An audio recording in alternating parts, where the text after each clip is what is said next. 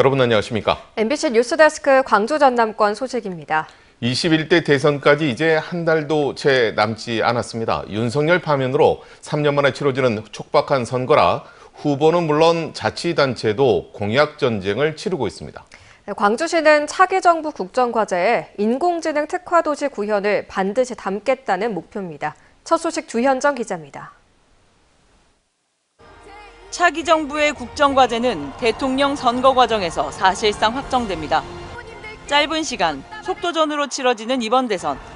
일찌감치 지역 현안을 대선 공약으로 공개 제안한 이유도 여기에 있습니다. 김대중 정부에서는 광산업을 선택했고 노무현 정부에서는 문화 중심 도시를 선택했고 문재인 정부에서는 AI 중심 도시를 선택해왔습니다. 다음 정부에 보내는 광주의 제안은 AI 주도 초격차 성장도시 광주입니다. 광주시가 구상한 대선 공약은 총 81조 원 규모.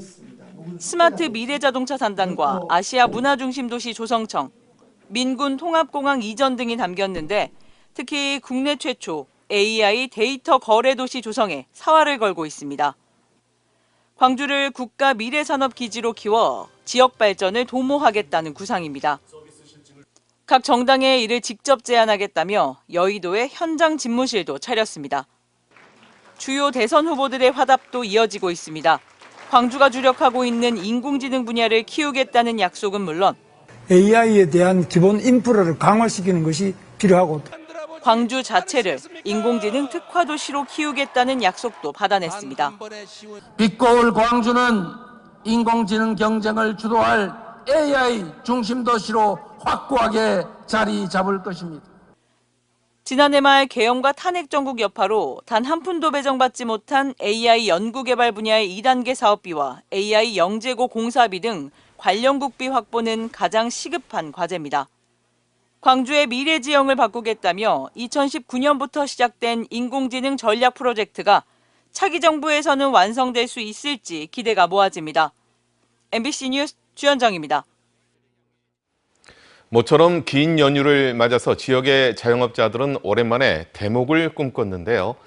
그러나 국내 여행객이 줄고 소비 심리도 얼어붙으면서 기대는 실망으로 바뀌었습니다. 최항지 기자가 취재했습니다. 여수의 대표 수산시장 중 하나입니다. 대목이라고 볼 수 없을 정도로 한산한 모습이지만 상인들은 이마저도 반갑습니다. 평소에는 지나다니는 손님조차 거의 없기 때문입니다. 오늘까지 연휴 이제 마지막 날인데 조금 있긴 있어도 그렇게 많진 않아요. 이제 저희들이 기대한 만큼은 많진 않았는데 그래도 좀 연휴니까 나았죠. 평소보다. 상인들이 경기 불황을 실감하는 건 손님들의 지갑 사정 때문입니다. 여수의 대표 특산품인 갓김치, 여행객들에게 선물용으로 인기가 많았는데 최근 포장 주문량이 급격히 줄었습니다. 예전처럼 뭐 박스 포장해가지고 이렇게 선물하는 것이 별로 없어진 것 같아요. 연휴 때도 거의 매출이 완전 다운이에요. 완전. 어린이날 연휴를 맞아 여수에 있는 지역의 대표 행사 거북선 축제가 열렸지만 행사장 바로 옆 상가는 극심한 침체를 이어가고 있습니다. 한 집 걸러 한 집에 임대 스티커가 나붙었습니다. 인건비 부담을 줄이려 무인 가게로 전환하거나 두 매장을 하나로 합친 곳도 있습니다. 다들 지금 관리비도 못 내고 그래도 지금 신불자가 된다고 젊은 친구들 둘이가 그냥 울상을 짓는 걸 엊그제 봤어요. 다들 힘들어요. 저 역시 마찬가지고. 전남의 자영업자 수는 29만 5천여 명. 이 가운데 종업원을 두지 않은 나홀로 사장님은 지난해 25만 명에서 올해 25만 8천 명으로 갈수록 늘고 있습니다. 지역 자영업자의 80% 이상이 종업원을 두지 않고 혼자서 불황을 버티고 있습니다. MBC 뉴스 최양지입니다. 누구나 사용할 수 있는 공영 주차장에 캠핑카들이 오랫동안 방치되면서 시민들이 불편을 겪는 일이 많아졌습니다. 장기주차 캠핑카를 단속할 수 있도록 관련 법이 개정된 지가 1년이 다 돼가지만 지금까지 단속 건수가 없습니다. 왜 그런 건지 천홍희 기자가 취재했습니다. 광주의 한 공영 주차장에 캠핑카들이 주차돼 있습니다. 무료인 점을 노리고 장기 주차한 캠핑 차량들입니다. 차량을 이동하라는 안내문이 붙었지만 주민들은 아무런 소용이 없다고 말합니다. 이거 뜯어다 붙였다 한 게 10번도 넘었어요. 계속 이런 거 붙어요. 그럼 이 기간이 되면 반드시 철거를 해가야죠. 아유, 이 수거를 해서 뭐 북구청 어디 운동장에다 갖다 끌어다 놓다는지.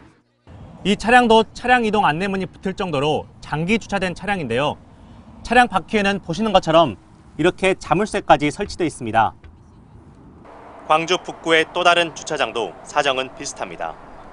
캠핑카 여러 대가 자리를 차지하고 있다 보니 다른 차량들은 주차하지 못하고 나가거나 이중 주차를 하는 수밖에 없습니다. 한두 달 동안 있는 것 같아, 장기적으로. 캠핑카 때문에. 전부 다 주차할 수 없으니까 이렇게 가에다 세우는 거죠. 이 같은 문제를 해결하기 위해 지난해 7월부터 한 달 이상 방치된 차량은 지자체가 견인할 수 있도록 하는 주차장법 개정안이 시행됐습니다. 법이 시행된 지 1년이 돼가지만 단속 건수는 0건입니다. 광주시는 현실적으로 단속이 어렵다고 말합니다. 캠핑카를 견인하는 데 비용도 많이 드는 데다 견인한 차량을 보관할 장소도 마땅치 않다는 겁니다. 게다가 단속을 하더라도 캠핑카를 주차장 바로 옆 칸으로 이동시키는 꼼수를 부리면 단속이 어렵다고 덧붙였습니다.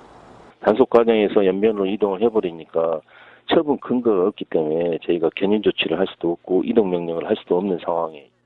광주시는 캠핑카 전용 주차장을 검토하는 등 대책을 마련하겠다고 밝혔습니다. 매년 캠핑 차량들이 늘어나는 만큼 법을 보완하는 한편 현실적인 단속 방안이 필요하다는 지적이 나오고 있습니다. MBC 뉴스 천홍희입니다. 군 간부와 교도소 직원을 사칭해 돈을 가로채는 이른바 노쇼 사기 피해가 잇따르고 있습니다. 광주경찰청이 특별경보를 발령하는 등 피해 예방에 나섰지만 피해 신고가 계속 늘고 있어 특단의 대책이 필요해 보입니다. 보도에 김영찬 기자입니다. 광주에서 도매업을 하는 50대 업주에게 140만 원어치의 물품 주문이 들어온 건 지난달 24일. 31사단 소속 김우빈 중사라며 군부대 결제 공문까지 보냈습니다. 그걸 사칭을 하는 거 거기에 가버렸죠. 그냥 믿음이 가버렸죠. 그 서류에? 네. 그런데 물품 주문은 미끼였고 김 중사는 곧바로 본색을 드러냈습니다. 군부대에서 결제 승인이 나지 않았다며 나중에 웃돈을 더 줄 테니 전투 식량을 대신 구입해달라는 겁니다. 업주는 아무런 의심 없이 김 중사가 소개해준 식품업체로 960만 원을 보냈지만 이후 연락은 뚝 끊겼습니다. 확인해보니 공문부터 식품업체 김우빈이라는 이름과 중사 직책까지 모두 가짜였습니다. 이용을 당했다는 게 진짜 얼굴이 나고요. 돈은 둘째 문제고 또 다른 사람이라도 피해를 이렇게 안 당했으면 좋겠다. 이철원 군 간부와 교도소 직원 사칭 등 노쇼 사기 범죄 피해가 광주에서 잇따르고 있습니다. 최근 넉 달 동안 56건이 접수됐고 이 중 4월에만 49건이 발생했습니다. 피해 예방을 위해 광주경찰청은 일선경찰서를 집중수사관서로 지정하고 피해 예방책이 담긴 노쇼 사기 피해 특별경보를 발령했습니다. 하지만 피해자들 사이에선 특별경보에 대한 체감을 느끼지 못하고 있습니다. 특별경보를 발령한 지난달 25일 이후에도 9건의 피해 신고가 접수되는 등 피해가 끊이질 않고 있기 때문입니다. 또 수사에 진전이 없고 오히려 사건이 다른 지역의 경찰서로 이관됐다는 겁니다. 사건이 강원도 인천으로 이관됐다는 국천물을 받았습니다. 사건에 대해서 설명이나 이런 게 없으니까 어떻게 진행되고 있는지도 알 수가 없고요. 경찰의 특별경보에도 노쇼 사기 범죄가 활기를 치면서 경찰 내의 특단의 대책 마련이 필요해 보입니다. MBC 뉴스 김영창입니다.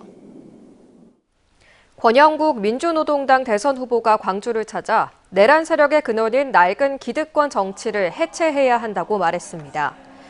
권 후보는 오늘 오전 국립 5.18 민주묘지를 참배한 뒤 진정한 내란 청사는 양극단 정치로 갈라진 대한민국을 통합하는 것에서 시작한다며 이같이 밝혔습니다. 이어 광주 5월 정신들이 새기는 것이 바로 진보라며 광장의 목소리를 되살리겠다고 강조했습니다. 광주지방변호사회는 더불어민주당 이재명 대선 후보에 대한 대법원의 파기환송 판결은 절차적 정의의 원칙을 무너뜨린 것이라고 주장했습니다. 변호사회는 오늘 성명을 내고 사법의 정당성은 과정이 공정하며 법 원칙에 부합한가에 달려있다며 대법원 판단은 성급하게 결론 내린 점에서 기본 명제를 훼손했다고 비판했습니다. 그러면서 정치적 목적에 따른 표적 재판이 아닌가 오해를 자초했다고 서울고법의 파기환송심 절차 진행이 이례적이라 의문이 크다고 밝혔습니다. 어제 완도의 한 리조트에서 일산화탄소가 노출돼 14명이 가스 중독 증상을 보인 사고와 관련해 보일러실 마감 불량이 원인으로 조사됐습니다. 완도경찰서는 한국가스안전공사 등과 어제 합동 감식한 결과 4층 보일러실에서 일산화탄소가 나와 객실 등으로 빠져나간 것을 확인했습니다. 이들은 보일러실 천장 마감 불량으로 가스가 새어난 것으로 보고 리조트 관계자를 상대로 관리 소홀 여부를 조사하고 있습니다.